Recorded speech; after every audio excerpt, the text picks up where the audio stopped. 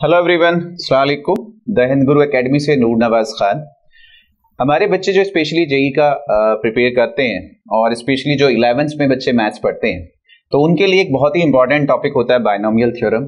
IIT JEE Mains में उसमें advance में इस तरह के क्वेश्चंस रहते हैं। मेन पार्ट है पूरा जो चैप्टर आपका बायनोमियल थ्योरम है वो सिर्फ बच्चे इस फॉर्मूले पे बेस्ड जो आपके सामने लिखा हुआ नजर आ रहा है। मेन पार्ट ये है कि इसी के अंदर से हर एक टर्म का अपना वैल्यू है और उसी पे बेस्ड क्वेश्चंस होते हैं कि भाई ये हमारे पास क्या है, ये हमारे पास क्या है, ये हमारे पास क्या है, ये हमारे पास क्या है। दूसरा, व्हाट इज बायनोमियल थ्योरम। तो मेरी एक छोटी सी वीडियो में कोशिश रहेगी कि आपको इस फॉर्मूले को समझा सकूं, इसकी टर्म्स की वैल्यू समझा सकूं, क्योंकि अगर आप वो दिमाग में रखेंगे तो इंशाल्लाह उम्मीद है कि पूरा चैप्टर आप समझ के कर पाएंगे। तो हम देखने की कोशिश करते हैं कि ये हमारे पास बायनोमियल थ्योरम है क्या। बेसिकली एक्चुअली हमारे पास क्या है, बायनोमियल थ्योरम हम कहते हैं टू टर्म एक्सपेंशन। और अगर हम वहां से शुरू करें बच्चे, जो हमें आता है, हम बचपन से टू टर्म एक्सपेंशन को पढ़ते आ रहे हैं, मैं उसी से रिलेट करने की कोशिश करता हूं। मैं यहां से स्टार्ट करता हूं कि अगर हमारे पास a plus B to the power 0 है, जो आपने पढ़ा है उसी की हम बात कर लेते हैं। आपने पढ़ा है a plus B to the power 0 से भी हमें 1 ही मिलेगा। 1 से हम स्टार्ट कर लेते हैं टू टर्म का। तो हमारे पास आएगा बच्चे a प्लस बी। अगर हमारे पास a प्लस बी स्क्वायर हो जाए तो हमारे पास आएगा a square plus 2ab plus B square. अगर हमारे पास a प्लस बी क्यूब आ जाए तो हमारे पास आएगा a cube plus 3a square B plus 3ab square plus B cube. उम्मीद करता हूं ये सारे binomial expansion, two term expansion हमें सबको आते होंगे। लेकिन अच्छा क्या है कि जो हमारे पास होता है, जो मैथमेटिशियन कह लीजिए या साइंटिस्ट कह लीजिए, जो नई नई डिस्कवरीज करते हैं, इन्वेंट करते हैं, वो इसी तरह से करते हैं कि भाई जो चीज हमारे पास है उसको ऑब्जर्व करने की कोशिश करते हैं कि ये कैसे चल रहा है और क्या कोई वहां जनरलाइज कोई फॉर्मूला हम अप्लाई कर सकते हैं या नहीं। अगर आप इन्हीं चीजों को देखो, अब मैं कुछ चीजें बताऊंगा आपको, आप थोड़ा सा उसको ऑब्जर्व करना। पहली चीज तो अगर मैं बात करूं कि नंबर ऑफ टर्म्स कितने हैं हमारे पास, नंबर ऑफ टर्म्स बच्चे, इस पे क्वेश्चन बन जाएगा। मैंने आपसे कहा ना हर एक बात पे क्वेश्चन बनेंगे कि भाई अगर आपके पास बायनोमियल एक्सपेंशन है, बायनोमियल फॉर्मूला है, टू टर्म फॉर्मूला है, तो उसके टोटल टर्म्स कितने होते हैं। जरा ध्यान से देखिए, यहां 1 लिखा हुआ है और नंबर ऑफ टर्म्स 2 आए हैं। यहां 2 लिखा हुआ है, नंबर ऑफ टर्म्स 3 आए हैं। यहां 3 लिखा हुआ है, नंबर ऑफ टर्म्स 4 आए हैं। आप थोड़ा सा ड्राइव कर लेते हैं कि सपोज करो अगर मुझे a plus B to the power 4 लिखना हो तो क्या होगा। बाद में सोचेंगे, बस इतना पता चल गया कि भाई 5 टर्म्स आएंगे। हर बात का मतलब है, हर बात पे क्वेश्चन बनेगा, इसलिए ध्यान रखें। तो पहली चीज तो ये हो गई कि अगर मैं a plus B to the power 4 की बात करता तो मेरे पास क्या आएंगे, 5 टर्म्स आएंगे। दूसरी चीज आप देखिए कि जो भी आपके पास इंडिविजुअल टर्म्स हैं, अगर ये आपके पास इंडिविजुअल टर्म है, ये इंडिविजुअल टर्म है, इसकी जो होल पावर है सर 1 है, जो इतनी पावर यहां है यहां भी 1 है। अगर यहां 2 है तो यहां पे भी 2 है, यहां पे भी 2 है। आपको पता है एक्सपोनेंट्स में जब मल्टीप्लाई हो रहे होते हैं वेरिएबल्स तो उनकी पावर ऐड हो जाती है। अगर ये सेंटीमीटर है, ये सेंटीमीटर है, तो centimetre into centimetre, centimetre square होगा। यहां भी बच्चे पावर 2 है। आप जरा यहां भी चेक कर लीजिए, अगर आपके पास बायनोमियल एक्सपेंशन की पावर 3 थी तो बेटे यहां पे भी पावर 3 है, यहां पे भी 2 प्लस 1 3 है, यहां पे भी 1 प्लस 2 3 है, यहां पे भी 1 प्लस लास्ट वाली 3 है। अब जरा ध्यान से देखिए, अगर a plus B to the power 4 की बात कर रहा हूं तो इन सारे में टर्म्स की जो पावर आएगी वो 4 आएगी। ये भी हमें पता चल गया। और कुछ ऑब्जर्व करने की कोशिश करते हैं। एक्चुअली जब बायनोमियल की बात आप कर रहे हो तो हमारे पास 2 टर्म्स हैं। एक हमारे पास फर्स्ट टर्म है, एक हमारे पास सेकंड टर्म। आप जरा इसको ऑब्जर्व करो, यहां a की पावर 3, देन a की पावर 2, देन a की power 1 and finally a to the power 0। इसका मतलब यह है जो आपके पास फर्स्ट टर्म है उसकी पावर डिक्रीज होती है जहां उसकी पावर है उससे, यानी कि 3 है तो 3 से हुआ start but decrease descending order में 3 2 1 0। आप जरा यहां देखिए, a की पावर कितनी है, फर्स्ट टर्म की पावर 2, देन कितनी है 1, यहां नहीं है, इसका मतलब a की पावर 0। आप कंसीडर कर सकते हैं a टू द पावर 0।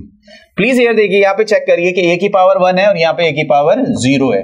तो आपके पास क्या हुआ, जो फर्स्ट टर्म है उसकी पावर डिक्रीज होती है। अगर डिक्रीज होती है तो यहां मैं लिख सकता हूं कि भाई यहां जो पावर आएगी बच्चे वो a की पावर 4 आएगी, फिर a की पावर 3 आएगी, फिर a की पावर 2 आएगी, फिर a की पावर 1 आएगी, finally a to the power 0 आएगी। तो कम से कम हमें इतना पता चला।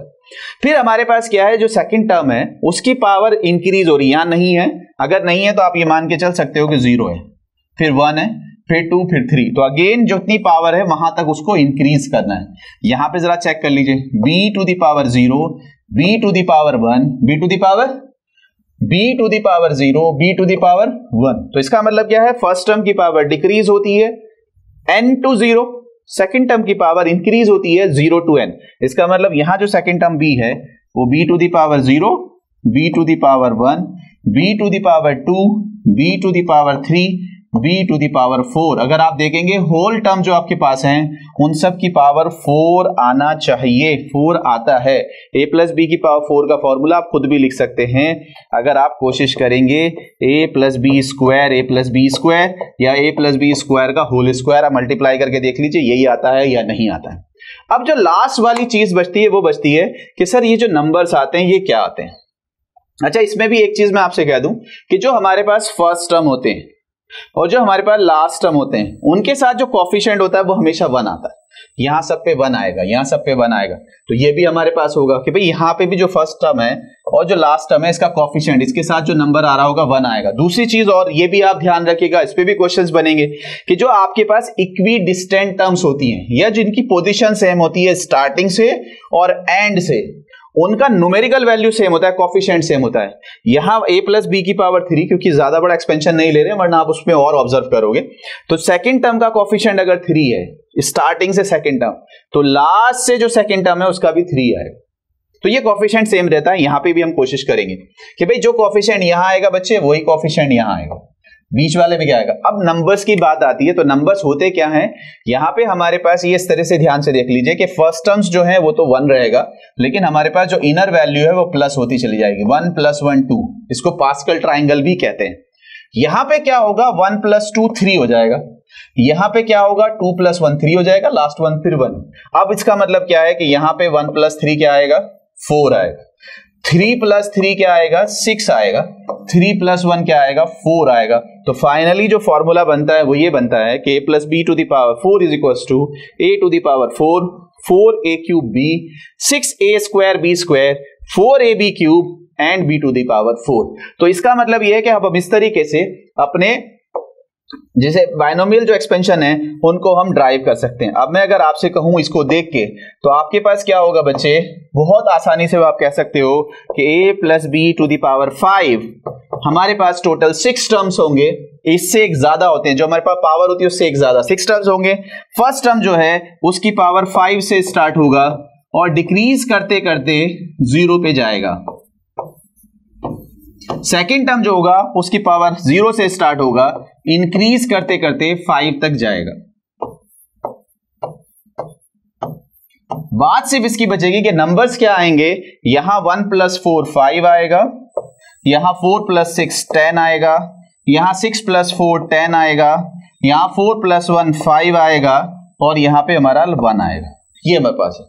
तो ये अब आपको शायद समझ में आ गया होगा। मैं a + b की पावर 6 करूंगा, a6 b0, a5 b1, a4 b2, इस तरह से हमारे पास आता चला जाएगा। और नंबर्स आएंगे 1 + 5 6, 10 + 5 15, 10 + 10 20, 10 + 5 15 एंड 1, 5 + 1 6 एंड लास्ट 1 इज 1।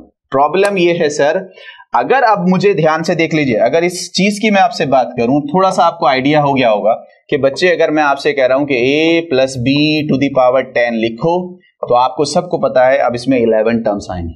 दूसरा आपको पता है फर्स्ट टर्म जो होगा उसकी पावर 10 से स्टार्ट होगा, a10 a9, b की पावर इंक्रीज होता रहेगा, मैं साथ साथ लिख दे रहा हूं, b0 b1 a8 b2, सम 10 रहना है, a7 b3 a6 b4 a5 b5 a4 b6 a3 b7 a2 b8 a1 b9 and finally b to the power 10।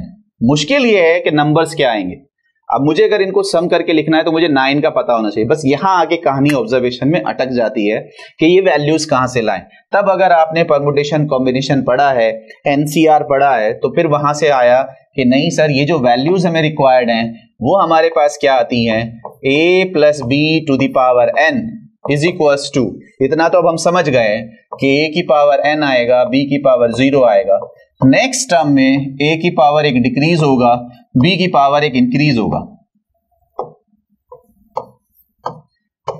फिर डिक्रीज होगा, ये इंक्रीज होगा, सम इनका n रहना है, ध्यान रखिए। इसी तरह से चलता जाएगा, फाइनली हमारे पास a की पावर घटते घटते 1 हो जाए, b की पावर इंक्रीज होते होते n-1 हो जाए, and at the last a की पावर 0 हो जाए, b की पावर n। ये तो हमें समझ में आ गया। हमारे पास क्या है कि जो नंबर्स हैं वो यहां से मिलते हैं, जो मैंने लिख दिया है कि भाई NCR जो होता है हमें वही वैल्यू देता है, NC0, NC1, NC2, NCn-1 and finally NCn। इसमें भी प्रॉपर्टीज आपको पता है कि जो हमारे पास होता है NCR और NCn-R, ये हमें वैल्यू सेम देता है। तो जो NC0 की वैल्यू होगी वो NCn की वैल्यू होगी, और जो हमारे पास पावर n होती है उसी के हिसाब से हमें वैल्यूज मिलती जाती हैं। तो मैं उम्मीद करता हूं कि थोड़ा सा फॉर्मूला अब आप याद रख सकते हैं कि a plus B to the power n में जो अगर हमारे पास n है तो नंबर ऑफ टर्म्स n+1 होंगे, पहली चीज। हर एक टर्म की जो पावर होगी कलेक्टिव वो n होगी।